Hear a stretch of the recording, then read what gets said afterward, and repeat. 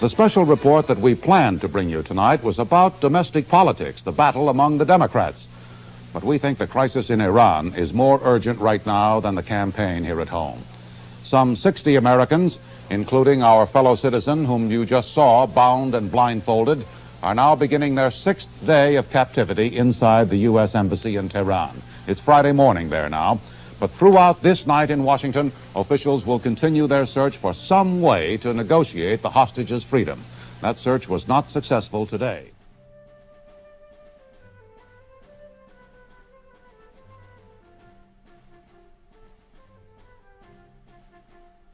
The Iran hostage crisis was first a tragedy, until the end of the crisis, when it was finally a triumph.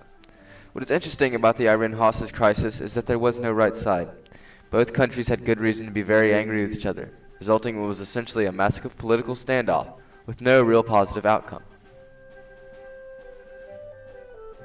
If you just look at a summary of what the Iran hostage crisis was, you would think it was just another Middle Eastern country getting angry and starting a squabble. But the truth is, there's a lot more to it. Before the crisis, the U.S. had been trying to have a good relationship with Iran for a long time. There were several reasons for this depending on the time, but the one constant reason was Iran's oil. Iran is filled with tons of oil reserves that proved helpful to any country that was able to have it, and the United States was very lucky to be able to have it. Another reason for wanting a good relationship with Iran was their location. We could use Iran's ocean ports to have access to the Persian Gulf. This was something that we wanted available to us in most wars and something that we did not want in another country's control. We especially wanted to have a good relationship with Iran during the Cold War. At the beginning of the Cold War, the United States was worried that the Soviet propaganda would take over Iran. We knew that with all the Iranian oil, the Soviets were going to use lots of pressure on Iran, so we were especially concerned. This went on for the entirety of the Cold War, with the U.S. constantly having to fight Soviet tensions. This gives you a general idea of the tension level that the United States, and especially Iran, were experienced prior to and during the crisis. This was not the main cause of the crisis, however.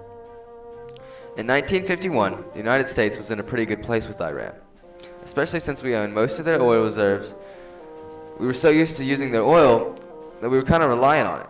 This wasn't a very good position to be in when Iran elected a nationalist prime minister named Mohammad Mossadegh.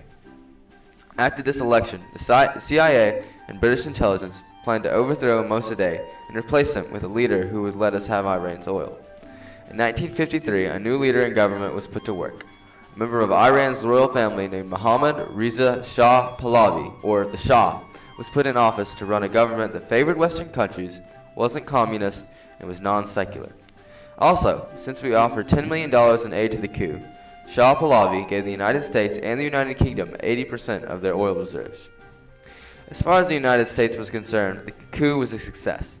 The Iranians weren't as lucky when it turned out that the Shah was a dictator who brutally killed and tortured thousands of people with a secret police called the Savak.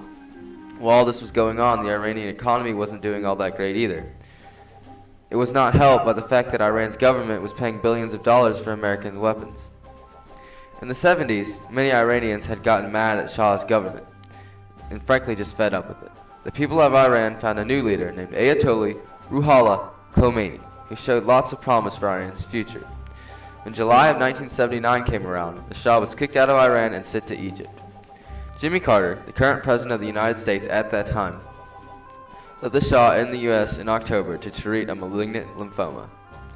This didn't go over well with the Iranians who kicked the Shah out. They wanted the Shah out of the United States, and they were going to use any means necessary to make sure it happened.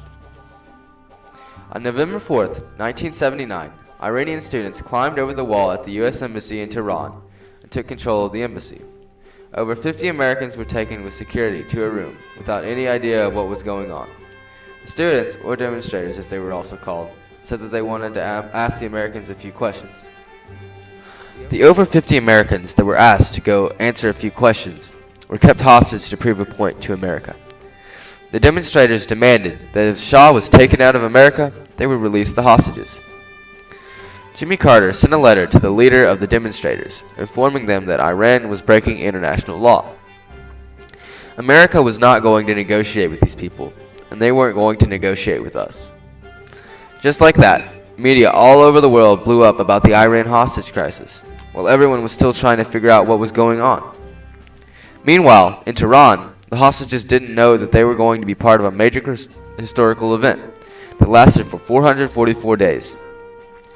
The students made sure that the hostages were very well contained, even going as far as not letting them see each other. At the very beginning, the hostages were walked around in blindfolds and handcuffs. Robert C. Ode, the oldest of the hostages, kept a diary for the entirety of the crisis. One of the things that is seen in his diary is how the hostages' standard of living slowly got better and better as time progressed. The hostages weren't tortured or anything too harsh. However, they were only fed very light meals, such as apples and oranges, unless it was a very special occasion. Most of the time, the hostages had only cold showers, but Ode does talk about how some days he would get a warm one. The hostages were so secluded from the outside that Robert Ode thought the demonstrators were paranoid. From the way the demonstrators are portrayed in his diary, they weren't very nice people. The diary gives the impression that the demonstrators tried to act very mean and controlling because they really didn't know what they were doing. Not all the hostages stayed for the full 444 days. 13 were released early, but only because they were already suffering to the oppression of the American society. At least that's what the demonstrators thought. These people were citizens of other countries or women. Another person was released later for medical purposes, but that was it. The 52 hostages that did stay for the entirety of the crisis were sometimes able to write to their family and friends. Although Robert Ode does talk about one time when he wrote a letter and gave it to the students to deliver it. Ode called the students names and they ripped up his letter. The United States did try to do a rescue mission. However, it was unsuccessful whenever the helicopters that were sent crashed. Most of the crisis was fairly uneventful, with not a lot of negotiation between either side. There was no serious physical harm to the hostages, although Ode's diary does reference hearing several gunshots. It wasn't until Iran got invaded by Iraq the negotiation finally started. When it did, Ronald Reagan's campaign office had a negotiation with Iran where they offered money for Iran to let the hostages go, but only after President Reagan took office. The Iranians didn't have any problems with this negotiation, seeing as Carter was the one that let the Shah stay in the United States originally and made them angry in the first place. On January 21st, 1981, 4 hours after President Reagan was inaugurated, the 52 hostages were finally released. They were flown out to an air base in Germany and flown from there to America. The United States was finally triumphant. The Iran hostage crisis was by no means a clean battle between the two countries. Both sides were very stubborn, to the point where it took the events of Reagan's office scandal to get the hostages released. Nevertheless, the hostages did come home, and the sun finally set on the Iran hostage crisis.